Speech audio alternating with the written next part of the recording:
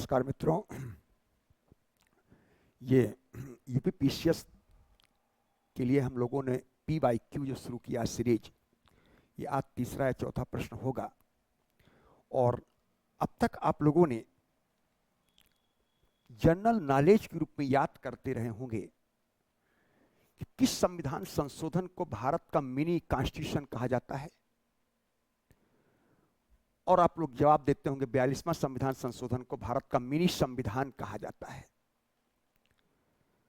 लेकिन इसे भारत का मिनी कॉन्स्टिट्यूशन क्यों कहा जाता है? और दूसरी ओर एक प्रश्न है कि 42वां संविधान संशोधन को भारतीय संविधान का पुनर्लेखन, 42वां संविधान संशोधन को भारतीय संविधान का पुनर्लेखन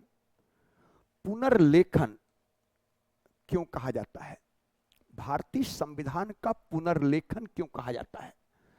आप लोग सभी लोग जानते हैं कि 42वां संविधान संशोधन अधिनियम 1976 जो कि मिसेस इंदिरा गांधी की सरकार के द्वारा किया गया, और 25 जून 1975 को आंतरिक अशांति के नाम पर देश में राष्ट्रीय आपातकाल की घोषणा भी की गई थी। इसका मतलब 42वां संविधान संशोधन जो 1976 में किया गया वो आपातकाल के दौरान किया गया। और आप लोग सभी लोग जानते हैं कि जब देश में नेशनल इमरजेंसी लागू होता है तो सत्ता ऑटोमेटिक सेंट्रलाइज होती है। सत्ता, संपूर्ण सत्ता का संकेंद्रण था, नेशनल इमरजेंसी था, लोकतांत्रिक तरीके से कोई चुनी सरकार तो थी नहीं। इसका मतलब है, इसलिए कई बार इस पर प्रश्न उठाया गया कि 42वां संविधान संशोधन चूंकि आपातकाल के दौरान किया गया, उसमें संसद तो थी नहीं, तो संविधान संशोधन कैसे हो गया? इसका मतलब है यह अपने आप में एक समस्या है। तो 42वां संविधान संशोधन को हम लोग मिनी कॉन्स्टिट्यूशन के नाम से भी जानते हैं, क्योंकि इसका मुख्य उद्देश्य था सत्ता का संकेंद्रण करना, सत्ता का सेंट्रलाइजेशन करना। जबकि आप सभी लोग जानते हैं कि भारत का संविधान परिसंघीय है। अब परिसंघीय ढांचा संविधान का मूलभूत ढांचा है, और जहां परिसंघ होगा वहां संघ और राज्य होगा। और चूंकि इंडियन कॉन्स्टिट्यूशन में यूनियन शब्द का उपयोग किया गया है, और जहां यूनियन होता है वहां राज्यों को स्वतंत्रता दी जाती है, तो हमारे यहां राज्यों को पर्याप्त स्वतंत्रता प्रदान किया गया है। लेकिन यहां मिसेस इंदिरा गांधी ने 42वां संविधान संशोधन के माध्यम से संघात्मक परिसंघ के स्थान पर एकात्मक परिसंघ की ओर केंद्रित किया है कि सारी सत्ता का संकेंद्रण नई दिल्ली में हो जाए, ताकि सारी सत्ता सेंट्रलाइज हो सत्तारूढ़ राजनीतिक दल के द्वारा। ये प्रयास किया गया मिसेस इंदिरा गांधी के द्वारा, और इसमें बहुत सारे बदलाव किए गए हैं। मूल रूप से कुछ बदलाव हम लोग पढ़ेंगे, क्या क्या बदलाव हुआ। तो मौलिक अधिकार पर निर्देशक सिद्धांतों को प्राथमिकता देना और शासन को नया रूप देना था। इसके व्यापक दायरे में संविधान की संरचना, दर्शन और कार्यप्रणाली को बदल दिया, जिससे यह भारत के संवैधानिक इतिहास में सबसे महत्वपूर्ण संशोधनों में से एक बन गया।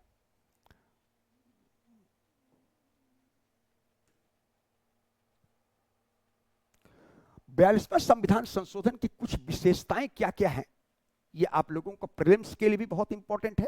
चूंकि क्लास का डिस्कशन मेंस की क्लास का है, तो मेंस के लिए तो इंपॉर्टेंट है ही है, लेकिन आप इसका उपयोग प्रीलिम्स के लिए भी कर सकते हैं। 42वां संविधान संशोधन के 59 अनुच्छेदों में बदलाव किया गया। 42वां संविधान संशोधन में 59 आर्टिकल में बदलाव किया गया, जिसमें 14 नए आर्टिकल भी जोड़े गए, और प्रस्तावना तथा 7वीं अनुसूची में भी बदलाव किया गया। अब एक एक करके आप लोगों को समझना है। सबसे महत्वपूर्ण बदलाव आया प्रस्तावना में। आप लोग सभी लोग जानते हैं कि इसके पहले मैंने प्रस्तावना पर भी क्लास लिया था। क्या प्रस्तावना में संशोधन हो सकता है? बेरुवाड़ी मामले में सुप्रीम कोर्ट ने डिसीजन दिया था कि प्रस्तावना संविधान का भाग नहीं है। तो अगर प्रस्तावना संविधान का भाग नहीं, तो संसद को संविधान संशोधन करने का अधिकार प्रस्तावना में नहीं होगा। लेकिन Kesavananda Bharati versus state of Kerala के संदर्भ में सुप्रीम कोर्ट ने पहली बार कहा कि प्रस्तावना भी संविधान का भाग है। तो जिस प्रकार भारतीय संविधान के अनुच्छेद 368 के तहत संसद संविधान में संशोधन कर सकती है, वैसा ही प्रस्तावना में भी संशोधन करने का अधिकार संसद को दिया गया। इसी आधार पर 42वां संविधान संशोधन अधिनियम 1976 में प्रस्तावना में संशोधन करके 3 नया शब्द जोड़ा गया: पंथ निरपेक्षता, समाजवाद और अखंडता। पंथ निरपेक्ष, भारत एक सेकुलर स्टेट है। पंथ निरपेक्षता का मतलब राज्य का कोई धर्म नहीं है और धर्म के आधार पर राज्य न किसी को साथ भेद करता और न धर्म के आधार पर किसी को संरक्षण देता है। इसको हम लोग सेकुलरिज्म कहते हैं। भारत एक सेकुलर स्टेट है, राज्य का कोई धर्म नहीं है, सर्वधर्म समभाव की भावना रखते हैं हम लोग, सभी धर्मों का समान आदर और व्यवहार की बात करते हैं। ये हमारे यहाँ प्रस्तावना में संशोधन करके 42वां संविधान संशोधन का जोड़ा गया। समाजवाद, चूंकि ओरिजिनल कॉन्स्टिट्यूशन न समाजवादी था ना उदारवादी था, समाजवादी और उदारवादी दोनों था, लेकिन 42वां संविधान संशोधन अधिनियम 1976 में स्पष्ट प्रावधान कर दिया गया कि भारत का संविधान समाजवादी है और समाजवादी अर्थव्यवस्था संविधान का मूलभूत ढांचा भी घोषित कर दिया गया। और तीसरा नया शब्द आया अखंडता। इसी अखंडता की रक्षा करने के लिए भारतीय संविधान के आर्टिकल 1 में यूनियन शब्द का प्रयोग किया गया है, लेकिन अखंडता शब्द जोड़ा नहीं गया था ओरिजिनल कॉन्स्टिट्यूशन में प्रेम्बल में, तो 42वां संविधान संशोधन में जोड़ दिया गया। तो 42वां संविधान संशोधन में 3 नया शब्द जोड़ा गया, ध्यान रखना है, 3 नया शब्द, समाजवादी, पंथ निरपेक्ष और अखंडता। प्रस्तावना में समाजवाद, पंथ निरपेक्षता पर अधिक प्राथमिकता पर जोर दिया, जो सरकार के वैचारिक रुख को दर्शाता है। दूसरा, निदेशक सिद्धांतों को मजबूत करना। आप लोग सभी लोग जानते हैं कि मूल अधिकार जहां व्यक्ति के व्यक्तिगत अधिकारों की रक्षा करता है, वहीं राज्य का नीति निषेध तत्व सामाजिक हितों की रक्षा करता है। कई बार व्यक्तिगत हितों से ज्यादा महत्वपूर्ण सामाजिक हित होता है, इसलिए हमारे यहां संशोधन करके राज्य के नीति सिद्धांतों की स्थिति को मौलिक अधिकारों से भाग 3 से ऊपर उठा दिया। मौलिक अधिकारों से ऊपर उठा दिया, अतः स्पष्ट कर दे कि नीति सिद्धांतों को लागू करने वाले कानूनों को मौलिक अधिकारों के उल्लंघन के आधार पर चुनौती नहीं दी जा सकती। इसका मतलब वरीयता क्रम में किसको स्थान दे दिया? मूल अधिकारों की तुलना में निश्चित तत्वों को अधिक वरीयता दिया। क्यों? क्योंकि जहां मूल अधिकार व्यक्ति के व्यक्तिगत अधिकारों की रक्षा करता है, वहीं निदेशक तत्व सामाजिक हितों की रक्षा करता, व्यक्तिगत से ज्यादा महत्वपूर्ण सामाजिक हित है। इसलिए यहां वरीयता क्रम में किसको दे दिया? मूल अधिकार से ज्यादा महत्वपूर्ण स्थान निदेशक तत्वों को दे दिया।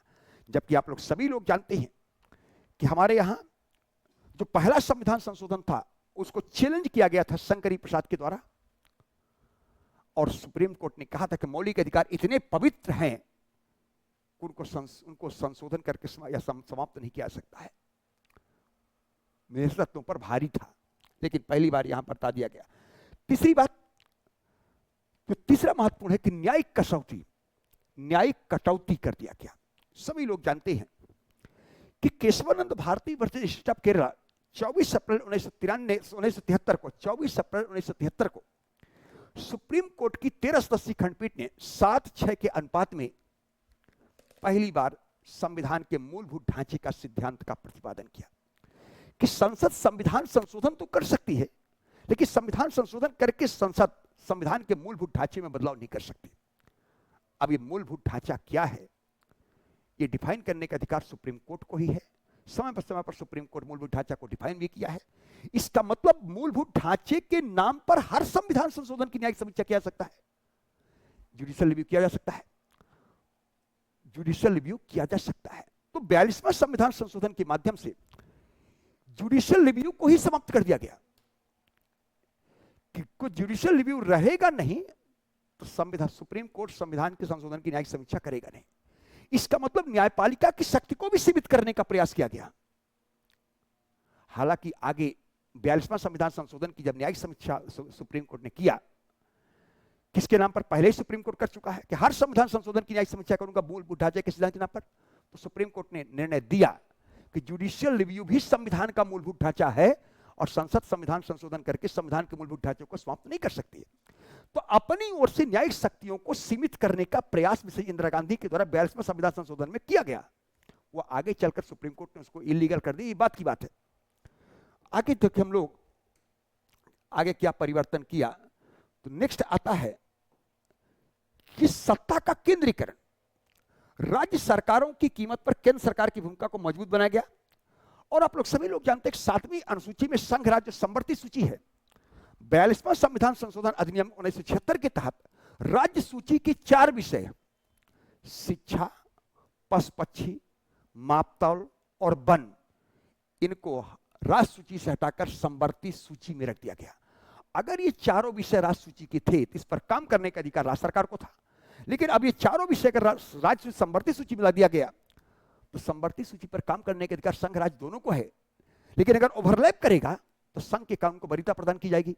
इसका मतलब है कि केंद्र संघ की स्थिति ज्यादा मजबूत हो गई बजाय राज्य के। चौथी बात, संसद और राज्य विधानसभाओं का कार्यकाल में विस्तार किया गया। सभी लोग जानते हैं कि 42वां संविधान संशोधन अधिनियम 1976 के तहत लोकसभा विधानसभाओं का कार्यकाल 1 वर्ष के लिए बढ़ा दिया गया, यानी 6 वर्ष का कर दिया गया। हालांकि आगे 44वां संविधान संशोधन अधिनियम 1978 में जब जनता पार्टी की सरकार आई तो उन्होंने पुनः संशोधन करके लोकसभा विधानसभा कार्यकाल 5 वर्ष ही किया, लेकिन मिसेज इंदिरा गांधी के द्वारा इसका कार्यकाल 1 वर्ष बढ़ा दिया गया और लोकसभा कार्यकाल विधानसभा कार्यकाल 6 वर्ष कर दिया गया था। नेक्स्ट आता है आपातकालीन प्रावधान। राज्यों में राष्ट्रपति शासन लागू करना, आपातकाल के सत्ता के केंद्रीकरण करना आसान बना दिया, कंफर्म हुआ। और सबसे महत्वपूर्ण परिवर्तन क्या किया कि मूल संविधान की अगर बात करें तो मूल संविधान में यह लिखा है, आर्टिकल 74 सब क्लॉज 1 में लिखा है कि राष्ट्रपति को सहायता और सलाह देने के लिए एक मंत्रिपरिषद होगी जिसका प्रधान प्रधानमंत्री होगा। इसका मतलब मंत्रिपरिषद राष्ट्रपति को परामर्श देगी, लेकिन यह नहीं कहा गया कि मंत्रिपरिषद के परामर्श को मानने के लिए राष्ट्रपति बाध्यकारी है, यह कहीं नहीं लिखा था। 42वां संविधान संशोधन अधिनियम 1976 में कहा गया कि राष्ट्रपति मंत्रिपरिषद के परामर्श को मानने के लिए बाध्यकारी है। हालांकि 44वां संविधान संशोधन अधिनियम 1978 में इसमें कुछ करेक्शन किया गया और कहा गया कि मंत्रिपरिषद के परामर्श को राष्ट्रपति एक बार पुनर्विचार करने के लिए वापस भेज सकता है, लेकिन पुनर्विचार रहित या पुनर्विचार सहित अगर मंत्रिपरिषद सलाह देता है तो राष्ट्रपति परामर्श को मानने के लिए फिर बाध्यकारी होगा। इसका मतलब मंत्रिपरिषद के परामर्श को मानने के लिए बाध्यकारी बना दिया गया। नेक्स्ट जो आता है मौलिक कर्तव्य की बात करें। आप लोग सभी लोग जानते हैं कि ओरिजिनल कॉन्स्टिट्यूशन में प्रस्तावना में बंधुत्व है। मूल संविधान की प्रस्तावना में बंधुत्व शब्द लिखा हुआ है। बंधुत्व का मतलब भाई बंधु होता है। बंधुत्व का सिद्धांत सहकारिता के सिद्धांत पर आधारित है। हम एक दूसरे का सहयोग करते हुए अपने जीवन यापन को ऊपर उठाएं। इसी बंधुत्व की भावना को कैसे प्रोत्साहित किया जाए? तो बंधुत्व की भावना को प्रोत्साहित करने के लिए पहली बार सरदार स्वर्ण सिंह समिति की सिफारिश के आधार पर पूर्व सोवियत संघ रूस के संविधान से प्रेरित होकर 42वां संविधान संशोधन अधिनियम 1976 में भाग 4A अनुच्छेद 51 सब क्लॉज A के तहत नागरिकों के लिए 10 मौलिक कर्तव्य जोड़े गए। इसका तो ओरिजिनल कॉन्स्टिट्यूशन में फंडामेंटल ड्यूटी नहीं था। 42वां संविधान संशोधन अधिनियम 1976 के तहत नागरिकों के लिए 10 मौलिक कर्तव्य जोड़े गए। इन प्रेजेंट टाइम 11 है। जो 86वां संविधान संशोधन अधिनियम 2002 के तहत गार्जियन का कर्तव्य है कि बच्चे को शिक्षित कराए। अब 11 फंडामेंटल ड्यूटीज हो गया है। ये पहली बार 42वां संविधान संशोधन के तहत ही आया। और इसके अलावा नागरिकों का कर्तव्य उद्देश्य राष्ट्रीय एकता, पर्यावरण संरक्षण, संवैधानिक आदर्शों का भी पालन करना है। ये सारी चीजें एक जोड़ा गया। इसके बाद देखा जाए तो इसे पुनः लेखन क्यों कहा जाता है? पुनः लेखन, पहली बात देखा जाए परिवर्तनों का पैमाना और दायरा में संशोधन। अपने पैमाने में अभूतपूर्वता जिसने बड़ी संख्या में संवैधानिक प्रावधानों को प्रभावित किया। इसमें न केवल मौजूदा प्रावधानों को संशोधित किया बल्कि पूरी तरह से नई अवधारणाएं, संरचनाएं भी पेश कर दी, जिससे संविधान का चरित्र मूल रूप से बदल गया। दूसरी बात, संवैधानिक दर्शन में बदलाव। मूल अधिकार निहित तत्वों में प्राथमिकता देकर संशोधन ने संविधान के जोड़ को व्यक्तिगत अधिकारों से सामूहिक हितों को अधिक महत्व दिया गया है। मैंने अभी आपसे कहा मौलिक अधिकार जहां व्यक्ति के व्यक्तिगत अधिकारों की रक्षा करता है, वहीं सामाजिक हितों की रक्षा करता है। इसलिए हमारे यहाँ अनुच्छेद 39 सब क्लॉज ए में 42वां संविधान संशोधन अधिनियम 1976 के 39 सब क्लॉज ए में निःशुल्क विधिक सहायता की बात किया गया है। निःशुल्क विधिक सहायता की बात, और इसी निःशुल्क विधिक, इसी के लिए हमारे यहाँ राष्ट्रीय विधिक न्यायाधिकरण और राज्य विधिक न्यायाधिकरण की बात किया गया। और इसी के तहत हमारे यहाँ लोक अदालत की संकल्पना का जन्म हुआ। ये सारी चीजें आप लोग ध्यान रखना, यहीं से संकल्पना आया है। दूसरी बात, प्रस्तावना में नया शब्द जोड़ा गया, समाजवादी, पंथ निरपेक्ष और अखंडता। न्यायपालिका पर अंकुश लगाने का प्रयास किया गया, न्यायपालिका पर अंकुश लगाने का प्रयास किया गया।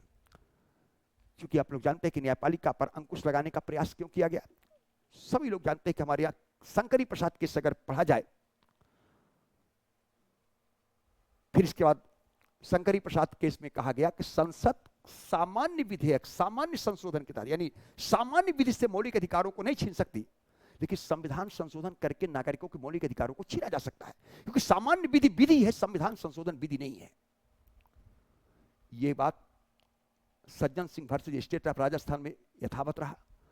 Golaknath versus state of Punjab में सुप्रीम कोर्ट ने निर्णय को बदल दिया 11 सदस्यीय खंडपीठ में कि सामान्य विधि भी विधि है, संविधान संशोधन भी विधि है। इसका मतलब ना तो संविधान संशोधन करके नागरिकों के मौलिक अधिकारों को छीना जा सकता, ना सामान्य विधि से। इसको सुप्रीम कोर्ट के इस निर्णय को बदलने के लिए मिसेज इंदिरा गांधी ने 24वां संविधान संशोधन अधिनियम 1971 लाया और उसके तहत स्पष्ट अनुच्छेद 13 सब क्लास 4 जोड़ा और कहा संविधान संशोधन विधि नहीं है। 24वां, 25वां, 26वां, 27वां, 28वां, 29वां संविधान संशोधन आया केरल लैंड रिफॉर्म के संदर्भ में। उसकी समीक्षा करने के लिए जब केशवानंद भारती ने चैलेंज किया, तब सुप्रीम कोर्ट ने समीक्षा किया और स्पष्ट कहा कि संसद संविधान के किसी भाग में संशोधन कर सकती है, भाग 3 में नहीं, किसी भाग में, लेकिन संविधान संशोधन करके संविधान को बदल नहीं सकती है। इसका मतलब संसद की संविधान संशोधन करने की शक्ति को मर्यादित करने का प्रयास किया गया। किसके माध्यम से? बेसिक स्ट्रक्चर के नाम से। बेसिक स्ट्रक्चर के माध्यम से संसद के संविधान संशोधन करने की शक्ति को मर्यादित किया गया। लेकिन मिसेज इंदिरा गांधी ने 42वां संविधान संशोधन के माध्यम से न्यायिक समीक्षा को ही समाप्त कर दिया कि न्यायिक समीक्षा करने का अधिकार नहीं है। संविधान संशोधन करके कहा कि संविधान संशोधन की न्यायिक समीक्षा नहीं हो सकती है। लेकिन इसके पहले सुप्रीम कोर्ट कह चुका है कि हर संविधान संशोधन की न्यायिक समीक्षा किया जाए इस बेस पर कि संविधान संशोधन करके कहीं संविधान के मूलभूत ढांचा को संशोधित समाप्त तो नहीं कर दिया। आगे सुप्रीम कोर्ट ने समीक्षा किया और कहा कि जुडिशियल रिव्यू संविधान का मूलभूत ढांचा है, तो इस कहीं ना कहीं सीमित करने का प्रयास किया है मिसेज इंदिरा गांधी के द्वारा। नेक्स्ट आता सत्ता का केंद्रीकरण। 42वां संविधान संशोधन केंद्र सरकार के हाथों में अधिक शक्तियां केंद्रित करने के संघीय ढांचे को कमजोर कर दिया। मैंने अभी आपसे कहा संघात्मक परिसंघ कैसे एकात्मक परिसंघ हो गया।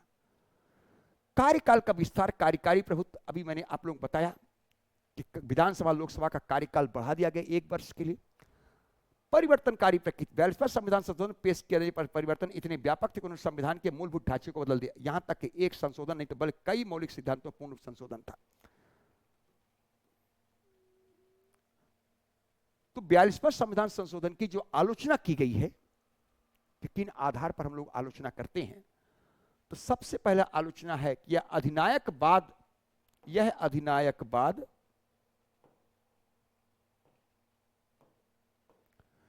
यह अधिनायकवाद और लोकतांत्रिक मूल्यों को कमजोर करने वाला माना गया, यानी संघवाद को कमजोर किया। क्योंकि जहां संघ होता वहां संघ और राज्य होता, वहां राज्यों को स्वायत्तता दी जाती है और हमारे यहां राज्यों की स्वायत्तता को कमजोर कर दिया। न्यायपालिका कमजोर हुई, सत्तावादी अतिक्रमण था, सत्तारूढ़ पार्टी की शक्ति को मजबूत करने का एक डिजाइन किया गया था, मूलभूत ढांचे के सिद्धांत का कई बार उल्लंघन किया गया, अब व्यक्तिगत अधिकारों का ह्रास हुआ है। मौलिक अधिकारों को निश्चित सिद्धांतों का अधीन करके संशोधन, व्यक्तिगत स्वतंत्रता को कम करने का प्रयास किया गया। ये आलोचकों के द्वारा आलोचना किया गया है। लेकिन 42वां संशोधन का उलटफेर और विस्तार आया। कुछ बदलाव पूर्ववत थे, लेकिन 44वां में कुछ संशोधन करके समाप्त करने का प्रयास किया, जैसा मैंने आप लोग पहले ही बताया था। न्यायपालिका की समीक्षा की शक्ति को बहाल कर दिया गया। ये तो सुप्रीम कोर्ट ने स्वतः कर दिया था कि जुडिशियल रिव्यू संविधान का मूलभूत ढांचा है। मौलिक अधिकार निषेध सिद्धांतों को प्राथमिकता को उलट दिया है कि मूल अधिकार और निषेध तत्वों के बीच सह संतुलन स्थापित करना है और सह संतुलन संविधान का मूलभूत ढांचा है। और अगर निषेध तत्व मौलिक अधिकार कोई कॉन्फ्लिक्ट होगा तो सुप्रीम कोर्ट उसकी जुडिशियल रिव्यू कर सकता है, ये पहले ही कह दिया गया। कार्यकाल फिर 5 वर्ष कर दिया गया। कार्यकाल 5 वर्ष कर दिया गया। कार्यकाल 5 वर्ष कर दिया गया।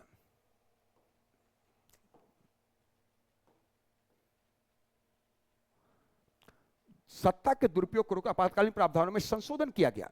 सत्ता के दुरुपयोग को रोकने के लिए आपातकालीन प्रावधानों में संशोधन किया गया। सभी लोग जानते हैं कि आंतरिक अशांति के नाम पर आपातकाल लगा था 1975, 25 जून 1975 को।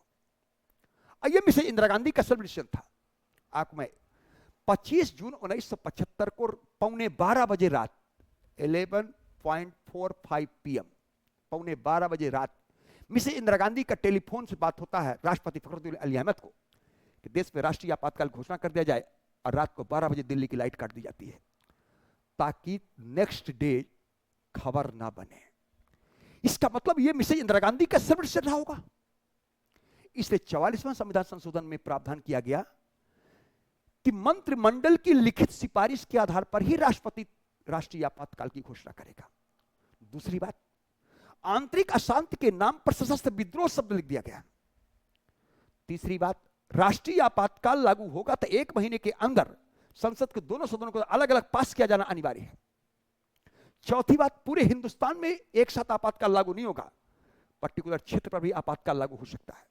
चौथी बात, अगर नेशनल इमरजेंसी लागू होगा युद्ध एवं बाह्य आक्रमण के नाम पर तो अनुच्छेद 90 निलंबित होगा, और अगर सशस्त्र विद्रोह के नाम पर लागू होगा तो अनुच्छेद 90 निलंबित नहीं होगा।